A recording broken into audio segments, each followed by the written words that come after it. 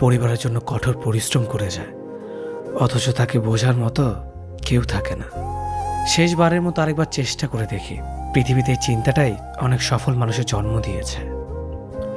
অভাব আর অভিযোগ এমন একটা জিনিস যা অন্যের কাছে না বলাটাই ভালো। কারো কাছে অসহ্য হয়ে ওঠার থেকে হারিয়ে যাওয়া অনেক ভালো। বন্ধুত্ব কখনো হারায় না, হারিয়ে যায় সেই মানুষটি যে বন্ধুত্বের মূল্য দিতে পারে না। মন খারাপ হতে বড় কোনো কারণ লাগে না, ছোট্ট একটা কারণই যথেষ্ট। অর্থই সব, এটাই নিশ্চিত।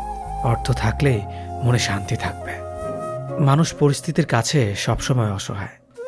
মানুষ ইচ্ছে করে কখনো কষ্ট পেতে চায় না, কারো কাছে লজ্জিত হতে চায় না।